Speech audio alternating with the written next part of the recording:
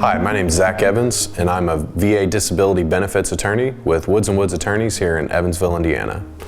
So we're doing a series of videos about common concerns that veterans bring to us during the course of our representation whenever they are being represented for a VA compensation claim. One of the things or concerns that we hear from our clients pretty commonly is, I have this C&P exam coming up, this compensation and pension exam with the VA, and it's at my local VA hospital, and I don't know what to expect. How do I pass this VA exam?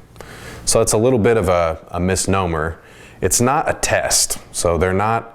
This isn't something that is going to be administered to you, and you have to have the right answers or anything like that. This is a medical examination, so they're looking to bring you in, and they're going to do an assessment of how you're doing. If it's a psychological exam, they're going to assess the condition of your back or your knees, depending on what type of examination it is. The first piece of advice that I have to give you is to go. You have to show up to this exam to get credit for it, so to speak. Understandably, there's a lot of anxiety leading up to some of these examinations.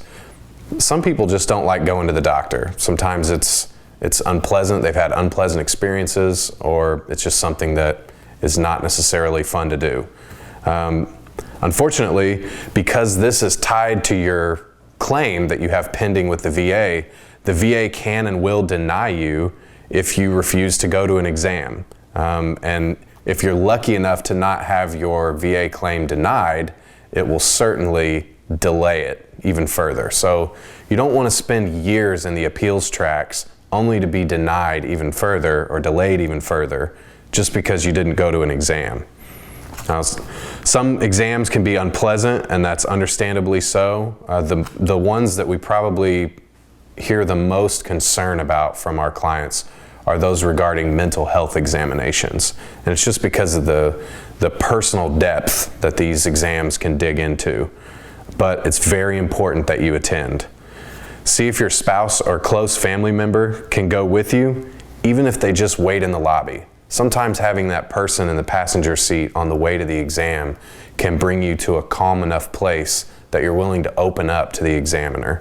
So if you have somebody that can go with you, I would strongly suggest that you see if they will accompany you. Another piece of advice that I have is plan something enjoyable and relaxing for right after the exam. Plan to visit a park, spend time with your kids or grandkids, or watch a favorite movie. And think about that as being the goal that you want to get to when you wrap this exam up. You may dredge up some unwanted feelings, so afterward, plan to counter those feelings with things that you enjoy so that you can work through them. So there's our preliminary sort of housekeeping leading up to the examination. Now I want to discuss the examination itself when you're in the exam room. This is not a social event, so view your entire conversation as something that will affect your claim.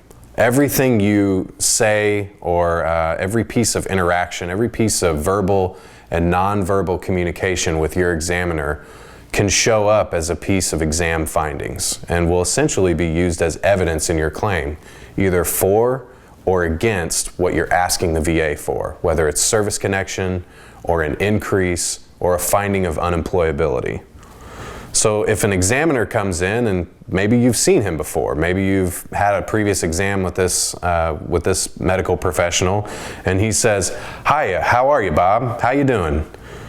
It almost begs for a flat, normalized response because it's so casual, but this answer will show up. So if you tell him, "Oh, I'm okay," or "I'm fine," or "It's a really nice day today," that can color the severity of your exam, or it can counterbalance some of the more personal conversation that may come up once you get into how you're doing or how your mental health condition is actually affecting you day to day, even though it was really only a salutation. From the moment you walk in, you're being assessed. So keep these kinds of things in mind. the clinical discussion will be driven by normal conversation cues, and that's something to get you to open up to the examiner. It's really important though, although I issued that disclaimer, that viewing your examiner with a critical eye does not lead to you clamming up behind a wall.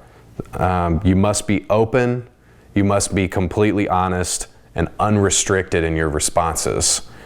If an examiner tries to hurry you through your responses, tries to cut you off whenever you're explaining something, politely tell them that you're not finished and explain to them that you would like to be given the opportunity to finish your response.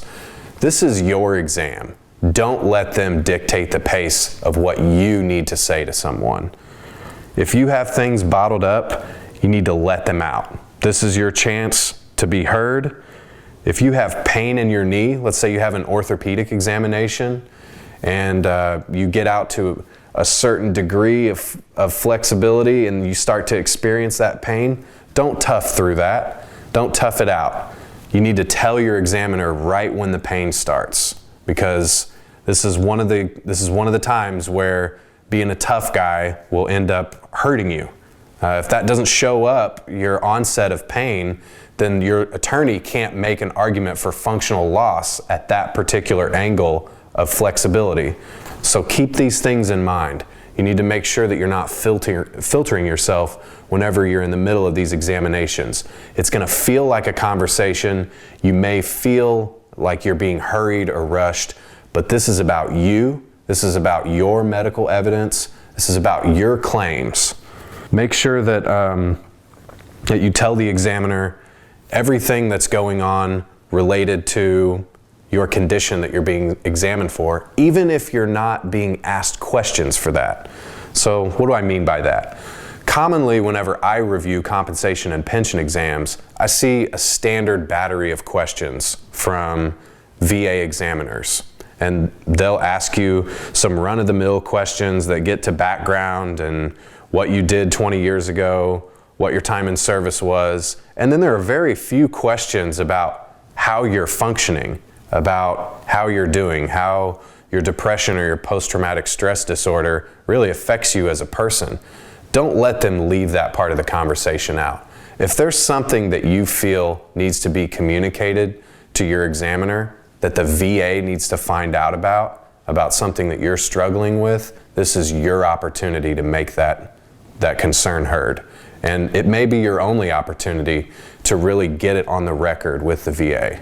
So if you have any other questions about C&P exams, concerns about an upcoming exam, or concerns about previous exam results, and maybe something that doesn't match with how you're feeling or what your rating is, please give us a call at Woods & Woods. We'd love to help you out.